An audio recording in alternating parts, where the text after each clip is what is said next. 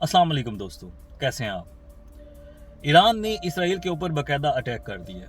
1 अक्टूबर 2024 की रात को ईरान ने इसराइल के ऊपर 200 बैलिस्टिक मिसाइल फेंके।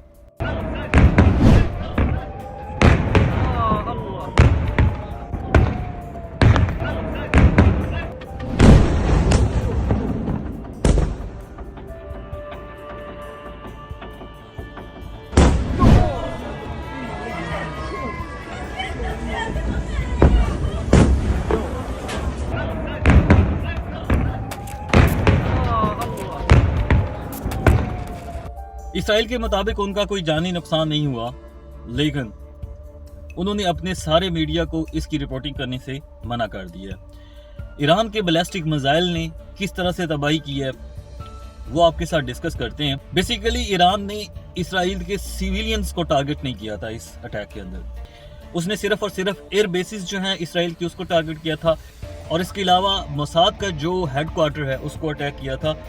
और उसने ये बताने की कोशिश की है कि हम कहीं भी किसी जगह पे भी आपको टारगेट कर सकते हैं। जिस दिन ये अटैक हुआ है तब से ऑनवर्ड यूरोप में, अमेरिका में और हर जगह पे एक सनसनी सी मच गई, और अमेरिका समेत जितने भी यूरोपियन कंट्रीज हैं सब इसराइल की बैक पे आकर खड़े हो गए, और हर कोई आपको यही कहता नजर आएगा कि we are behind Israel self defence.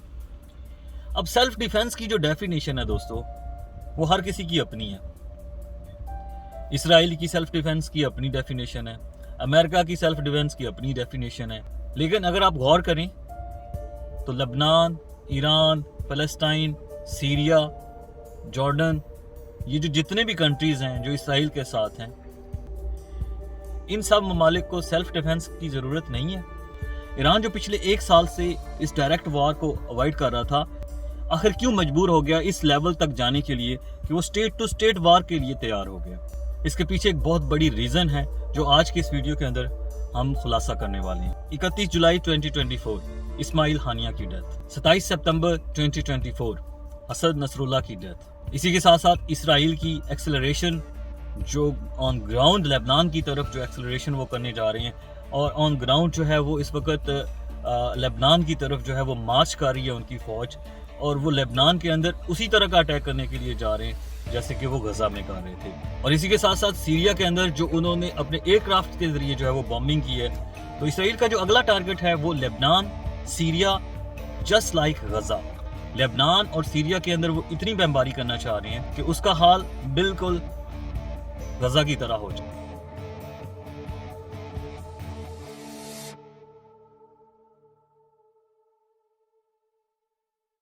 Israel ने लेबनान के ऊपर एयरक्राफ्ट्स के थ्रू जो है वो बमबारी की और बहुत सारा एरिया डिस्ट्रॉय कर दिया, और सीरिया के ऊपर भी जो है वो उसने इसी तरह का अटैक करके वहां पे भी बहुत सारे एरिया को जो है उसने डिस्ट्रॉय कर दिया।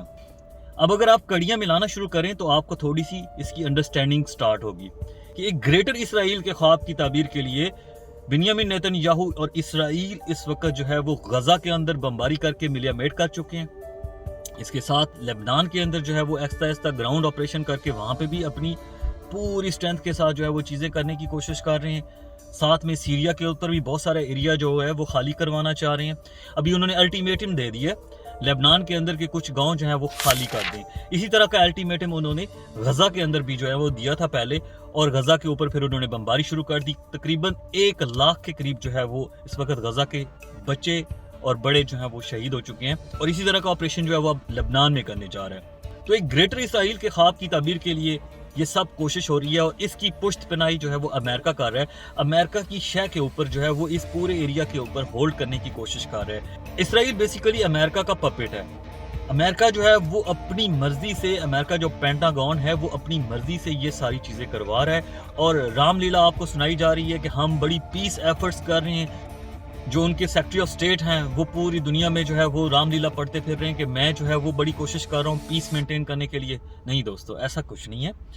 इसराइल अमेरिका की शह के ऊपर ये सारे का सारा अटैक कर रहा है। मेन मकसद जो है इसके पीछे वो ये है कि ईरान को किसी ना किसी तरह से कैप्चर किया जाए, ईरान को किसी न किसी तरह से कंटेन किया जाए, ईरान को होल्ड किया जाए।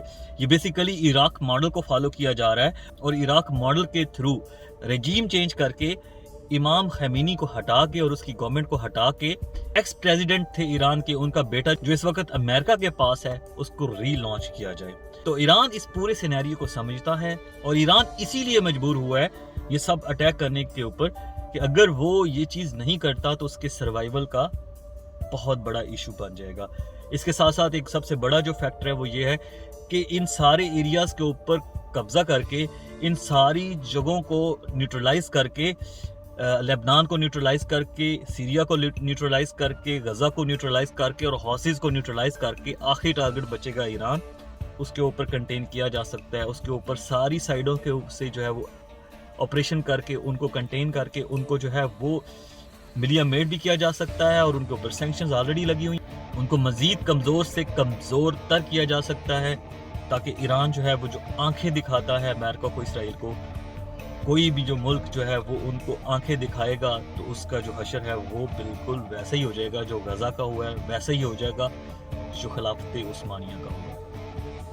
ईरान इस चीज़ को समझता है और ईरान ने इसी अंडरस्टैंडिंग और इसी मजबूरी की हालत में ये अटैक किए हैं। इसके साथ साथ एक सबसे बड़ी लॉजिक ये भी है ईरान के अटैक करने की कि उनके जो मेन लीडर्स हैं जैसे कि हसन नसरुल्लाह शहीद हो गए, इस्माइल हानिया हमास के जो लीडर थे वो शहीद हो गए, और सबसे बड़ी जो एम्बैरसमेंट ईरान के लिए हुई है वो उनकी अपने कंट्री के अंदर इस्माइल हानिया की जो असैसिनेशन हुई है, वो सबसे बड़ी एम्बैरसमेंट उनके लिए थी कि उनकी अपने कंट्री के अंदर वो अपने लीडर को, अपने दोस्त को, अपने अलाई को जो है वो सेफ नहीं कर सके। ईरान की जो अपनी इंटेलिजेंस एजेंसी है उसके ऊपर क्वेश्चन रेज हो रहे थे कि वो एक अपने अलाई को अपने कंट्री के कैपिटल के अंदर सेफ नहीं कर सके। तो एक मोरल डाउन हो चुका था हिजबुल्लाह का भी, हमास का भी, हौसीज का भी, कि जितने भी अलाइज हैं ईरान के वो वन बाय वन जो है वो इसराइल उनको ख़त्म कर रहे हैं। और वो टर्म जो आपने सुनी होगी वो बिल्कुल सही फिक्स होती है कि चुन चुन के मार रहा है। अगर आप बिन्यामिन नेतन्याहू की ये स्टेटमेंट देखें, वो ये कह रहे हैं कि हम अपने दुश्मन को दुनिया के किसी भी मुल्क में बैठा होगा तो हम उसको टारगेट करके किल करेंगे। उसकी इस स्टेटमेंट के बाद आप खुद सोचें कि उनका हौसला कितना बुलंद हुआ होगा। तो ईरान के ऊपर ये लाजिम था कि वो अपने इस मोरल डाउन वाले सारे अलाइज को जो है वो दोबारा अलाइव करे और अपनी बका और अपने नज़रिए के लिए, इमाम खमीनी की बका के लिए वो ये अटैक करे, और उसने ये अटैक किया। और सबसे जो इम्पोर्टेंट चीज़ है जो समझने की ज़रूरत है, बिलियंस ऑफ डॉलर का जो उनका एंटी मिसाइल सिस्टम है, आयरन डोम उसको बोलते हैं, वो इस बैलिस्टिक मिसाइल हमले के अंदर नाकाम हुआ है।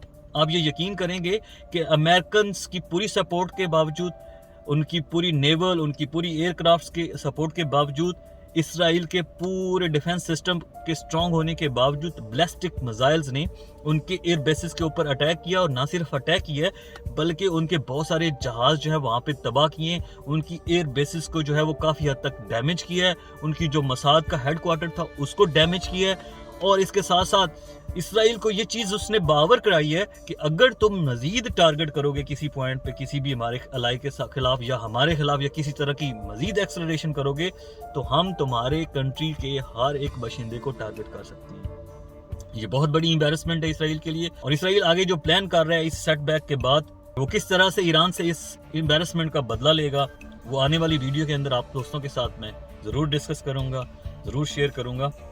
अभी तक के लिए इतनी। अगर आपको वीडियो पसंद आई हो तो चैनल को सब्सक्राइब कीजिएगा, बेल आइकन को दबाइएगा, दोस्तों के साथ शेयर कीजिएगा, बेल आइकन को जरूर दबाइएगा ताकि आपके पास इसराइल ईरान वार के मुतालिक ईच एंड एवरीथिंग आपके पास पहुँचती रहे।